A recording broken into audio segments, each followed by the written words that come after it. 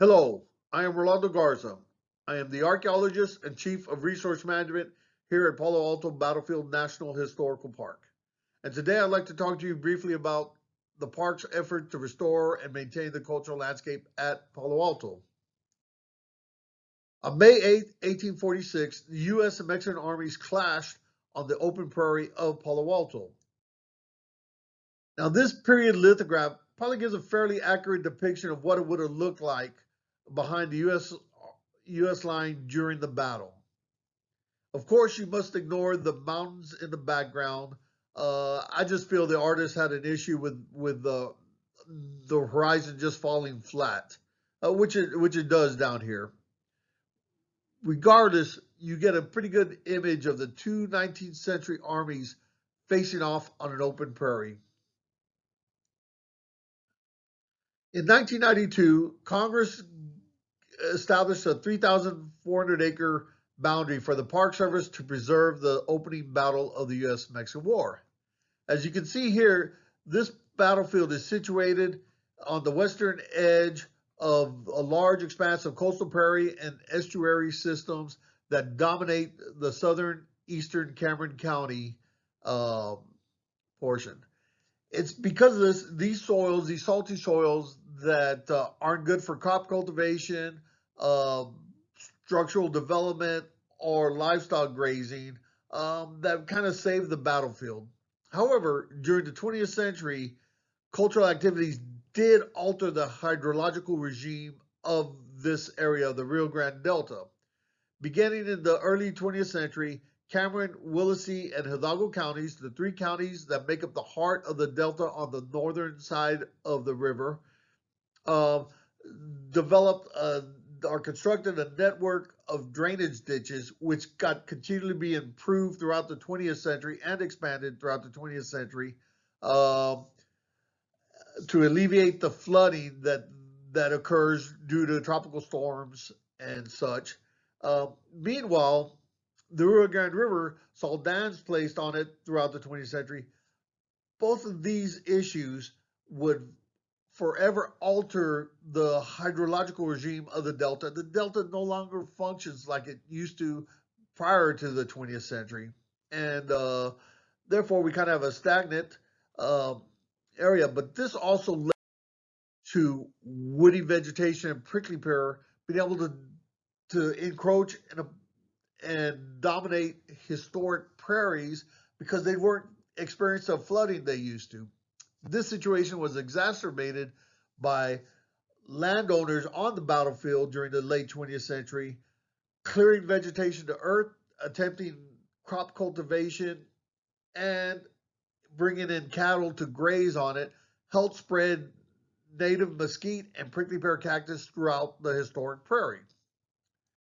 When the park should look more like this, an area that didn't have vegetation cleared during the 20th century, although it did have cattle.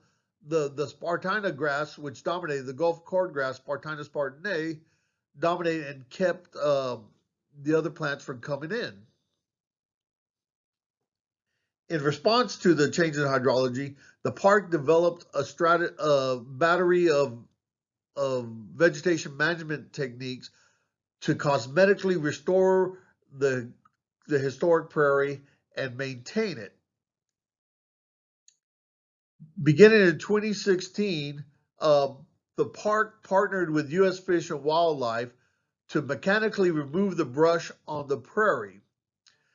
Fish and Wildlife's interest in this was to increase habitat for the endangered northern Aflamato falcon, which the park does have a breeding pair within the boundary.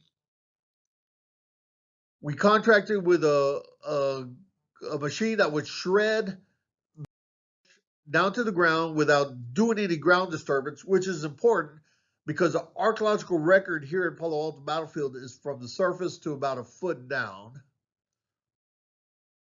So we have areas after this project, we had areas that once looked like this, now look like this. Areas that once looked like this, now look like this. It's not over. The next spring, the woody vegetation comes back because these areas are not flooded. There's nothing to keep from here. So we used herbicide treatment, our chemical treatment after our mechanical treatment. So we use a herbicide with basil bark oil and cover the lower 18 inches of the young sprouts, the trunks, which effectively kills it and deters resprouts from coming up out here in this area. But we also need to reintroduce the Texas Gulf cordgrass, or Spartina spartanae, into the areas of the battlefield where it was removed. Here's an area. Here's the 2014 area we planted with successfully. To do this, we developed a partnership with hydrologists from the National Park Service Water Resource in Denver, wetland ecologists from Colorado State University, and USDA NRCS Plant Materials Center out of Kingsville to help us reintroduce Gulf cordgrass onto the prairie. Importantly, find the most efficient way to reintroduce Gulf grass on the prairie, which has been difficult because it just has. It seems like right now at this point, the most effective is the getting adult plants, breaking them up, getting the roots to establish and replant them, which is a lot of effort rather than seeding experiments, is what we've been doing. Regardless, we need to get Spartina back onto the prairie, not only for its historic accuracy, but for its ability to spread fire, which will keep the woody vegetation and prickly pear cactus down when there is no flooding out here.